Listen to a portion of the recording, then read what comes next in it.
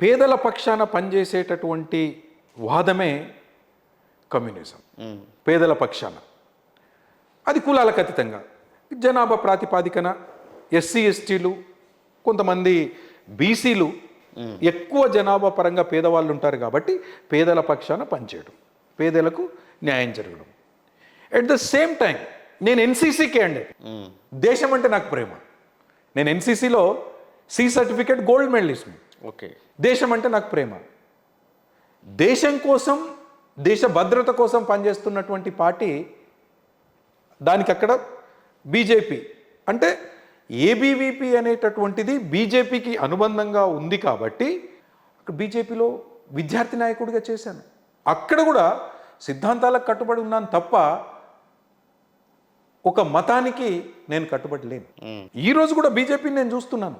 దురదృష్టవశత్తు BJP దళితులకు వ్యతిరేకం అనేటటువంటి ప్రచారాన్ని కాంగ్రెస్ చేసింది, కానీ అది వాస్తవం కాదు. ఎందుకంటే అంబేద్కర్ని అవమానాలకు గురిచేసి 2 సార్లు ఓడించినటువంటి ఘనత కాంగ్రెస్ నాయకులది. అప్పుడు అంబేద్కర్ని ఆదుకున్నటువంటిది ఎవరు? జనసంఘ్.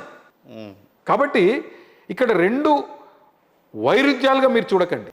పార్టీ సిద్ధాంతాలు నాకు నచ్చినాయి. అప్పుడు నేను ఎన్సీసీలో ఉన్నాను కాబట్టి ఎన్సీసీ సి సర్టిఫికేట్ హోల్డర్గా, ఒక గోల్డ్ మెడలిస్ట్గా నేను ఏబీవీపీలో పనిచేశాను. ఉస్మానియా విశ్వవిద్యాలయంలోకి వచ్చిన తర్వాత ఇక్కడ విద్యార్థుల సమస్యలపై పనిచేశాను నేను. ఏబీవీపీలో ఉన్నంత మాత్రాన పేద విద్యార్థులకి సమస్యలపై పోరాటం చేయకుండా లేను. విశ్వవిద్యాలయంలోకి వచ్చినప్పుడు నా చదువుకు ఎలాంటి ఆటంకం లేకుండా అక్కడక్కడ మెస్ సమస్యలపై, అక్కడక్కడ లైబ్రరీ సమస్యలపై పనిచేసినటువంటి వ్యక్తి. రైట్ అన్న. మీరు బీఆర్ఎస్ టు కాంగ్రెస్ టు బీజేపీలోకి వచ్చారు. సరే, మీరు ఏ లక్ష్యంతోనైతే రాజకీయాల్లోకి వచ్చారో ఆ లక్ష్యం నెరవేరుతున్నాయా లేదా వ్యక్తిగత ప్రయోజనాలే ముఖ్యంగా మీరు పార్టీలు మారుతున్నారా అనే దాని పట్ల మీరు కొంత స్పష్టత అయితే ఇచ్చారు. కానీ జనరల్ క్వశ్చన్ నేను అడిగేది, ప్రతి రాజకీయ నాయకుడు కూడా చెప్పేది, పార్టీలు మారుతున్న ప్రతిసారి ప్రజల అభిష్టం మేరకే మారుతున్నాం, నియోజకవర్గ ప్రజల అభివృద్ధి సంక్షేమం కోసమే మారుతున్నాం, ఇందులో మా వ్యక్తిగత ప్రయోజనం లేదని చెప్తుంటారు. మీరు ఒక్కరు కాదు, ఇది మీతోని ప్రారంభం కాలేదు, మీతోని ఎండు కాదు. ప్రస్తుతం సమకాలీన రాజకీయాలలో ఈ హవా నడుస్తూ ఉండేది. ఓవరాల్గా ఈ రాజకీయ వ్యవస్థలో దీనిపైన మీ అభిప్రాయం ఏంటి? ఒక మేధావిగా, రాజకీయ నాయకుడిగా, మాజీ పార్లమెంట్ సభ్యుడిగా. వాస్తవం అంటే 2 రకాలు ఉంటాయి మురళీకృష్ణ గారు. పార్టీలు మారడం అనేటటువంటిది పదవులను పొందడానికి, పదవులను పొంది అధికారాన్ని అనుభవించడానికి ఒకటి. రెండోది కొంత లబ్ధి పొందడానికి, అంటే అది పనుల రూపంలో కావచ్చు, పదవుల రూపంలో కావచ్చు. మూడవది సిద్ధాంతాలు నచ్చి, అంటే ఒక పార్టీలో ఉన్నటువంటి సిద్ధాంతాలు నచ్చక ఇంకో పార్టీలకి సిద్ధాంతాలు నచ్చి వెళ్ళడం. ఇప్పుడు ఉదాహరణకి నేను సిట్టింగ్ ఎంపీగా కాంగ్రెస్లోకి వచ్చాను. టీఆర్ఎస్ నుండి కాంగ్రెస్లోకి వచ్చాను. అంటే నేను ఏ ఉద్దేశంతో కాంగ్రెస్లోకి వచ్చాను అనేటటువంటిది దయచేసి గమనించాలి. తిమింగలం లాంటి 1000 కోట్లు ఉన్నటువంటి వివేక్ గారు కాంగ్రెస్లో అప్పటికే ఎమ్మెల్యే, వాళ్ళన్న బెల్లంపల్లి ఎమ్మెల్యే, కేంద్రంలో అంటే ఢిల్లీ ఏఐసిసి అధ్యక్షుడు మల్లికార్జున్ ఖర్గే, సామాజిక వర్గం ఒకటి, వాళ్ళ కుటుంబానికి అత్యంత సన్నిహితులు. రైట్. అప్పటికే ఆయన కొడుకు కోసం పెద్దపల్లి టికెట్ ఆశిస్తున్నాడు. సరే, ఇది మీరు వ్యక్తిగతంగా ఇదివరకు వివరించారు. సరే, మీరు ఎందుకు మారాల్సి వచ్చింది, ఎందుకు మారారు అనేది క్లారిటీ వచ్చింది. జనరల్గా అడుగుతున్నారు. ఇన్ జనరలీ చాలామంది, ఫర్ ఎగ్జాంపుల్ 10 మంది నాయకులు, బీఆర్ఎస్ ఎమ్మెల్యేలు కాంగ్రెస్ పార్టీలో చేరడానికి ప్రయత్నం చేస్తూ టెక్నికల్ ఇష్యూస్ వల్ల చేరలేకపోవడం వల్ల అది కోర్టులో కూడా ఇప్పుడు అది ఆ కేసులు వినిపిస్తున్నారు. బీఆర్ఎస్ వాళ్ళు కూడా గట్టిగా ప్రయత్నం చేస్తారు వాళ్ళ మీద యాక్షన్ కోసం. ఇదివరకు పార్టీలు మారిన వాళ్ళు చాలామంది ఉన్నారు. నేను ప్రజల వైపు నుంచి నా ప్రశ్న ఏంటంటే, మీరు ఒక పార్టీలో ఉన్నప్పుడే మేము ఓటేసాం, మీరు పార్టీ సిద్ధాంతాలకు కట్టుబడి అందులోకి వచ్చారు కాబట్టి మేము ఓటేసాం. ప్రతిపక్షంలో ఉంటే ప్రశ్నిస్తారని ప్రభుత్వంలో ఉంటే పని చేస్తారని. అంటే ఇక్కడ గుర్తుపెట్టుకోవాల్సినటువంటి అంశాలు రెండు ఉన్నాయి మురళీకృష్ణ గారు. ఒకటి, ఖచ్చితంగా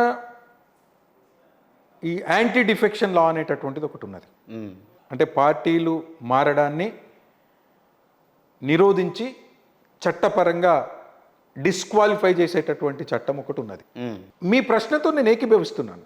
ఉమ్, కానీ ఏ రాజకీయ నాయకుడిని పార్టీలు మారినటువంటి వ్యక్తులను విమర్శించేటటువంటి హక్కు నాకు లేదు. ఉమ్, ఎందుకంటే ఒక పార్టీలో కొంతమందికి అవమానం జరగవచ్చు, ఇంకొంతమంది కొన్ని రాజకీయ ప్రయోజనాలు ఆశించి పార్టీలు మారచ్చు. సరే, ఏది ఏమైనప్పటికీ చట్టం అనేటటువంటిది చాలా పర్ఫెక్ట్గా ఉండాలి. అప్పుడు ఏమైపోతుంది, ఈ పార్టీలు మారేటటువంటి విధానాన్ని నిరోధిస్తుంది. ఉమ్, నిజంగా ఒక నాయకుడు, నా వ్యక్తిగత అభిప్రాయం, ఇప్పుడు ఫర్ ఎగ్జాంపుల్ నేను పార్టీ మారాలి అనుకుంటే ఒక పార్టీ సింబల్ మీద నేను గెలిచి ఇంకో పార్టీకి మారడం అనేటటువంటిది ఖచ్చితంగా నేను ఒప్పుకోను. నేను ఎందుకు అడుగుతున్నా అంటే అన్న ఈ ప్రశ్న, ప్రతిపక్షంలో కూర్చుండబెట్టినప్పుడు ప్రభుత్వంలో ఉన్న వాళ్ళకంటే ఎక్కువ బాధ్యత, ఎక్కువ బరువు వీళ్ళ మీద ఉంటుంది. కారణం ఏంటంటే ప్రభుత్వం తన కార్యక్రమాలు అభివృద్ధి సంక్షేమం కోసం ప్రయత్నం చేస్తున్న క్రమంలో ఎక్కడ అలసత్వం వహించినా, ఎక్కడ వాళ్ళు ఏమాత్రం చెయ్యట్లేదు అనిపించినా ప్రజలంతా ప్రతిపక్షం వైపు చూస్తారు. ఎస్, మా వాయిస్గా వీళ్ళు ఉన్నారని చెప్పేసి. అలాంటి ప్రతిపక్షం బలహీనపడ్డప్పుడు ప్రభుత్వం మీద ఒత్తిడి ఏ విధంగా ఎవరు తీసుకొస్తారు, ఎవరు ప్రశ్నిస్తారు? వాళ్ళు వీళ్ళు ఒకటైనప్పుడు అంతిమంగా జరిగే నష్టం ప్రజలకే కదా. దీనికి ఏ రకంగా మనం న్యాయం చేయొచ్చు అంటే, ఒకటి చట్టపరమైనటువంటి అంశాలు.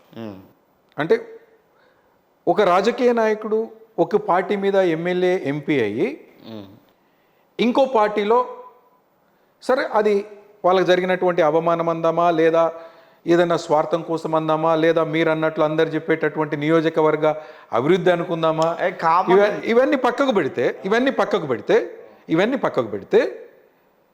చట్టం అనేటటువంటిది చాలా స్పష్టంగా, ఆ చట్టాన్ని చేయాల్సింది ఎవరు? లేదు, ఇప్పుడు ఫర్ ఎగ్జాంపుల్, ఇప్పుడు టీఆర్ఎస్ నుండి గెలిచినటువంటి ఎమ్మెల్యేలు కాంగ్రెస్లోకి వెళ్ళారు. వాళ్ళ మీద ఏదో హైకోర్టు, సుప్రీంకోర్టులో ఏదో కేసులు జరుగుతాయి. ఓకే, ఇక్కడ ఒక తీర్పు వచ్చిందంటే ఖచ్చితంగా, అంటే న్యాయం అనేటటువంటిది లేట్ అవ్వచ్చు, కానీ చట్టం తన పని తను చేసుకోపోతుంది. అక్కడ డిస్క్వాలిఫై అయితే నెక్స్ట్ బుద్ధి చెప్పాల్సినటువంటి బాధ్యత ప్రజలది.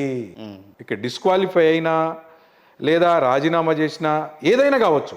ఒకటి, చట్టం ద్వారా నిరోధించడం. రెండోది, ప్రజాక్షేత్రంలో ప్రజలే బుద్ధి చెప్పడం. నేనేం చెప్తున్నానంటే, ప్రజలకు ఏం విజ్ఞప్తి చేస్తున్నాను, నాయకులకు కూడా నేను విజ్ఞప్తి చేస్తూ ఉన్నాను. మనం ఒక పార్టీలో గెలిచినప్పుడు ఇంకో పార్టీలో వెళ్ళే ముందు రాజీనామా చేసి వెళ్ళాలి. ప్రజలు హర్షిస్తారు. మళ్ళీ ప్రజాక్షేత్రంలోకి వెళ్ళు, నువ్వు ఆ పార్టీ మీద గెలువు. అప్పుడు నిన్ను నాయకుడిగా సమాజం ఒప్పుకుంటుంది, చట్టం ఒప్పుకుంటుంది. కాబట్టి నేను వ్యక్తిగతంగా ప్రజలకు విజ్ఞప్తి చేస్తూ ఉన్నాను. ప్రజాక్షేత్రంలో ప్రజలు ఏ నాయకుడైతే ప్రజల కోసం వచ్చాడని భావిస్తున్నారో, ఏ నాయకుడైతే ఈ ప్రాంతం అభివృద్ధి చెందుతుందని భావిస్తారో, ప్రజలు నిర్ణయించాల్సినటువంటి బాధ్యత ప్రజలపై ఉంది. ఏ నాయకుడైతే అవకాశవాదంతో వస్తాడో, ఆస్తులను సంపాదించుకోవడానికి వస్తాడో, అధికారం కోసం వస్తాడో, ఆ నాయకులకు బుద్ధి చెప్పాల్సినటువంటి ఇది ప్రజలే. కాబట్టి నిర్ణయం అనేటటువంటిది ప్రజలపై ఉంటుందని చెప్పి నేను చాలా బలంగా నమ్మేటటువంటి వ్యక్తిని.